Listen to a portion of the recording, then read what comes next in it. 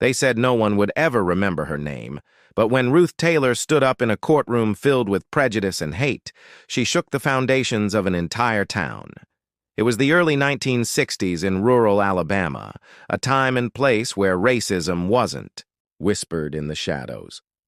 It was the law of the land, woven into every corner of society.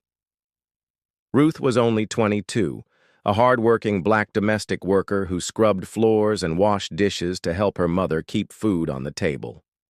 One night, after a long day of work, she was walking home when the headlights of a sheriff's deputy's car cut through the darkness. What followed was every black woman's nightmare in that era.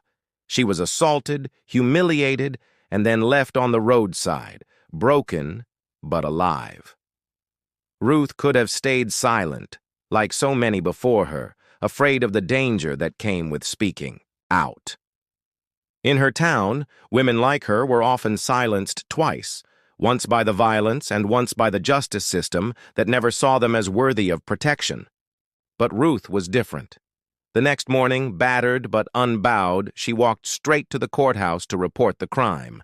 The clerk smirked, the sheriff dismissed her, and people whispered that she was asking for trouble.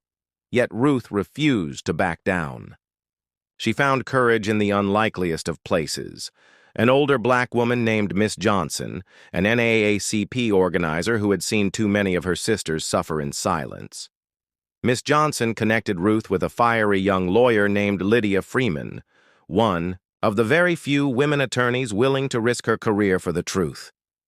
Together, they prepared to face a courtroom where every eye would be on Ruth, not as a victim, but as a woman society wanted to erase.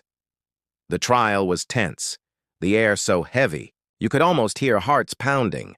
The deputy sat smugly at the defense table, his badge gleaming like a shield.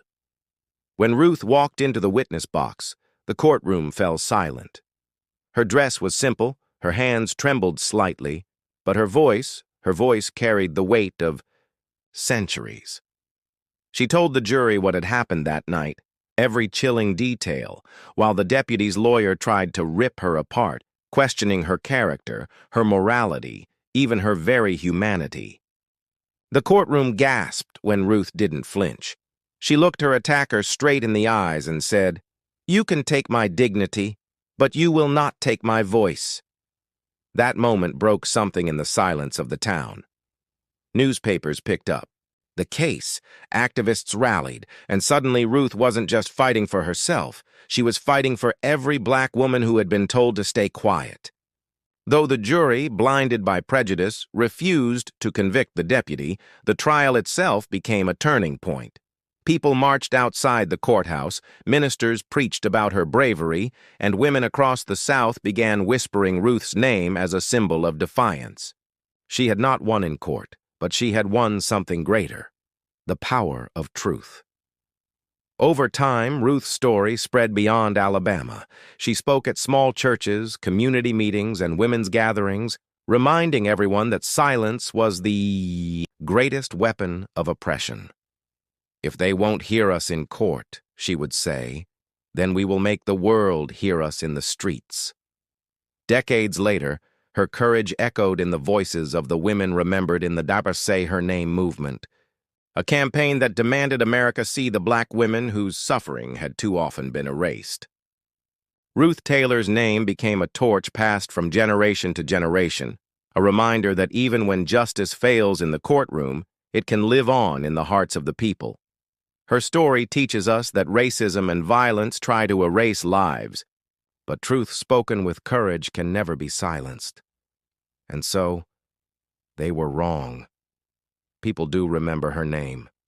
They remember Ruth Taylor, not as a victim, but as a warrior who turned her pain into power, her silence into a voice, and her struggle into a legacy that still speaks to us today.